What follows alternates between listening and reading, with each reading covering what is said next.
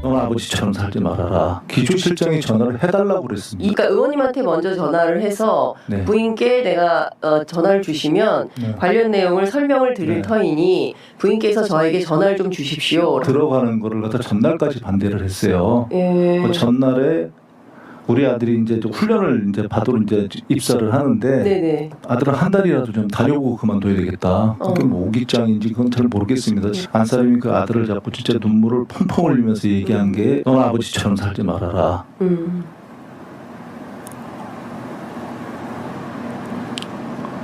그 얘기를 하더라고요. 피해자는 특정됐는데 가해자의 그 잘못은 온데간데없고 피해자에게만 계속 나오는 거거든요. 그 제가 정치인이 아니었으면 네.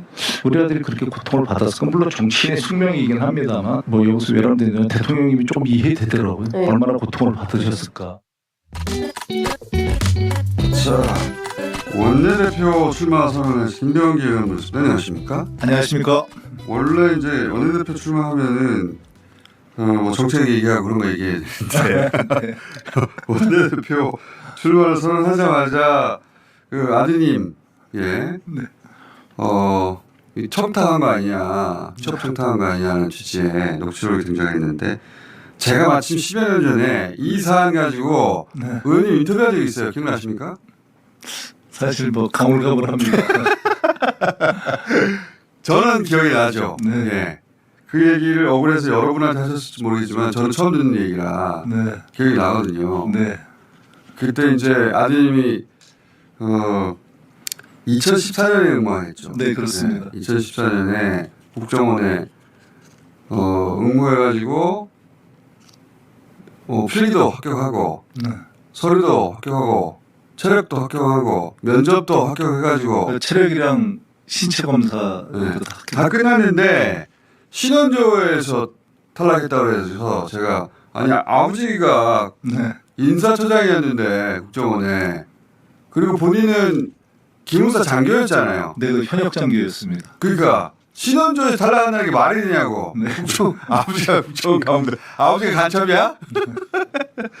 그래서 왜 그런 문제 없는 아들이 탈락했느냐를 가지고 열변을 토하셨어요. 그래서 제가 기억이 나요.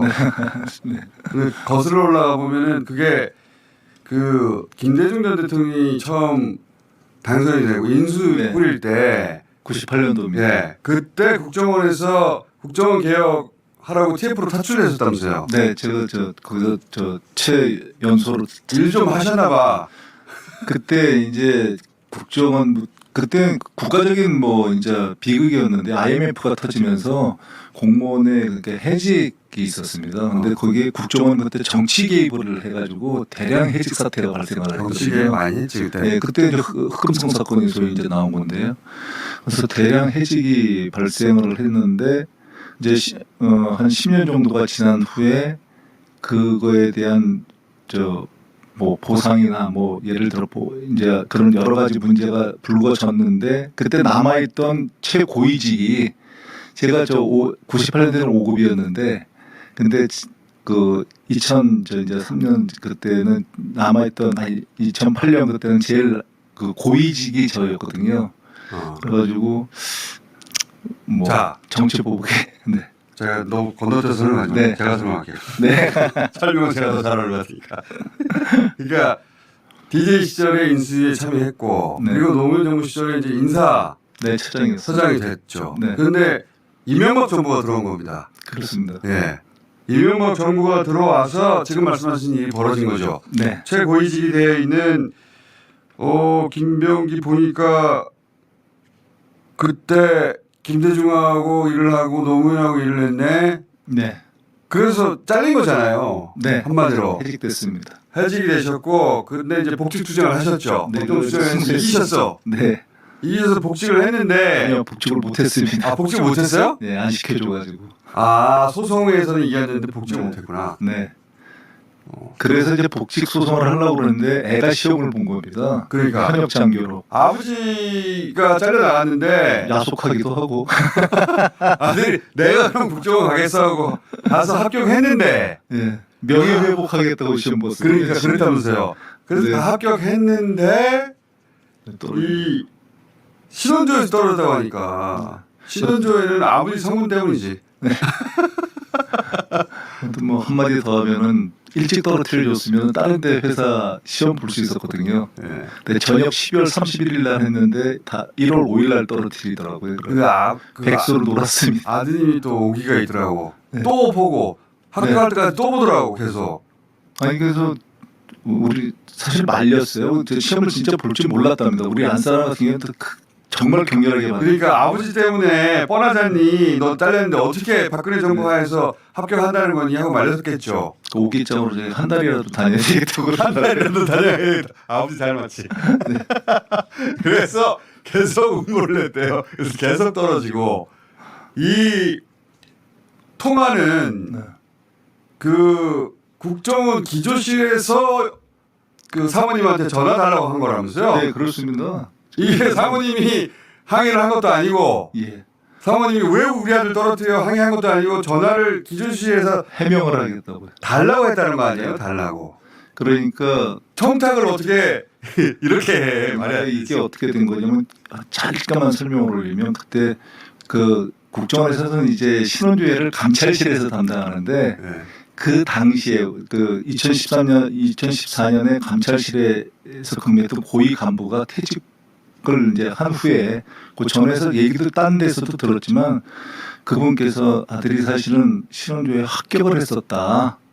그런데 한 2주 정도 후에 이렇게 이게 문제가 있다. 김병기 아들이기 때문에 애초에 합격을 했는데 합격이 됐어요. 신원조회까지 됐는데 학교에서 신문자가 올렸는데 당시 예, 신문자가 올렸는데 이게 2주 후에 이게 김병기 아들이 들어오면 문제 있다 여러 가지로. 김병기 아들이 왜냐하면 오면 제가 저에 대한 진실을 알게 되잖아요. 걔가 한 20년 정도 근무하게 되면 이런 그래서 아버지를 그렇게 잘라는 걸 알겠죠. 그래서 그런 것 때문에 번복을 한 거죠. 근데 그거를 얘기를 해주더라고요. 과정을. 그러니까 합격을 했는데 신원조회 통과 못할 리가 없잖아요. 아버지가 국정원 그 간부였고 본인이 기무사 장교인데 어떻게 신원조회 떨어져? 누가 어떻게 주도해서 누구가 참여해서 잘랐다. 라는 걸 들으셨어. 예, 그러니까 안 사람한테 얘기 안 할 수는 없잖아요. 안 사람이 경로해가지고 아들이니까 이게 법적 조치를 하겠다고 안 사람이 얘기를 계속 할 겁니다. 아니 본인이 실제 소송에 나섰습니다. 변호사 막 구하고 그래가지고 그 얘기를 이제 여기는 뭐 이렇게 해가지고 얘기했는데 제가 그때 잘못한 게 애는 들어가겠다고 그러니까 이걸 갖다가 보면은 제 후배이기도 하지만 아들이 입사하면은 그 아들의 선배들이 되는 거 아닙니까? 그 사람들이 선배가. 네, 그래서 거기서 근무하겠다고 그러면은 근무 정말 하고 싶으면 선배들한테 그렇게 법정 그렇죠. 근데 그게 제가 잘못된 판단입니다. 그때. 그러니까 근무하고 싶으면 근무를 하게 되면은 이 재발 방지를 약속하고 그런데 그 당시에 우리 애를 갖다가 그렇게 탈락시키고 뭐 이럴 때 지휘부의 얘기를 들은 게 아닙니다. 지휘부는 그때 몰랐더라고요. 그 실무자들 걔네들이 이렇게 작업을 한 건데 지휘부에서 나중에 다른 지휘부죠. 지휘부에서 인지를 하게 된 거예요. 2016년도에 이게 불법이 있었구나. 그런데 이게 불법이 있었다 그러면 심각해지는 게 국정원은 비밀정보기관이잖아요. 공개가 안 되는 기관에서 채용 비리가 있는 겁니다. 그럼 이 거절 볼 수 없이 가게 되는 문제잖아요. 그러니까요.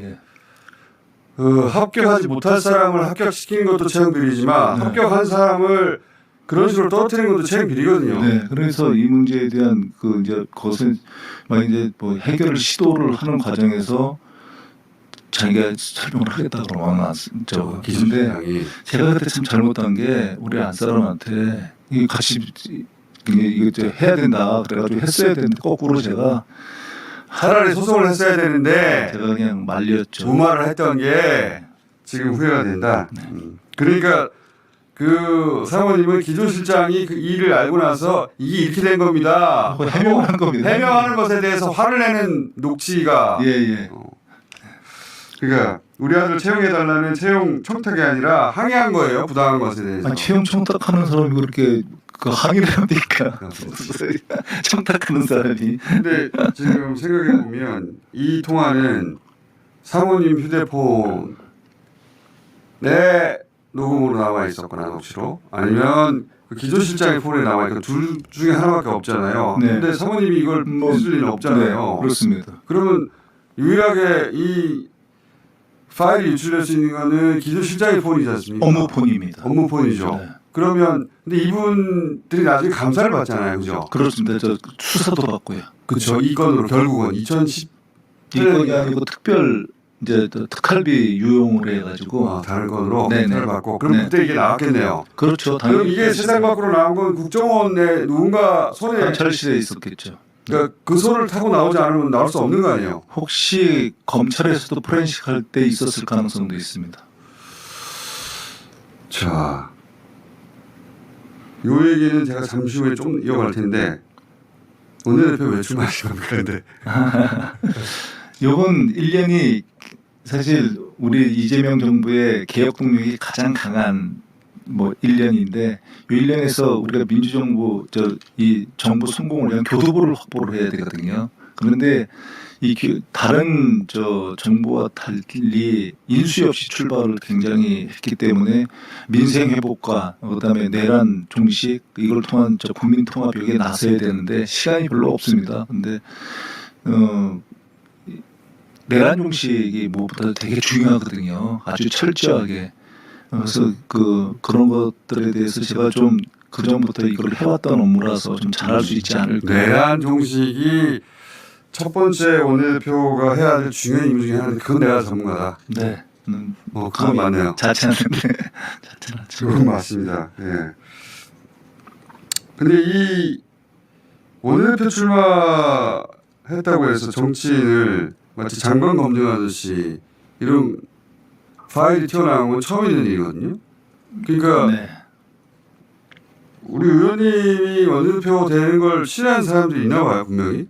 아니 그러니까 이게 나왔겠죠. 그러니까요. 왜 그렇게 싫어할까? 글쎄요, 이게 사실은 전 보도한 방송도 조금 이해가 안 된다는 게 이런 문제들은 원내대표 선거가 끝난 다음에 보도해도 되는 것이거든요. 원내대표하고 상관도 그러니까 없고. 대법원 판결이랑 똑같은 겁니다. 굳이 그때 해가지고 하면 이게 개입이 되는 거거든요. 어떻게 하든지. 근데 왜 굳이 확인도 되지 않고 그리고 제가 그걸 분명히 틀렸다고 했는데 그 소명을 갖다가 정확하게 받지도 않고 몇 번 해보다가 급하게 보도를 했는지 모르겠습니다.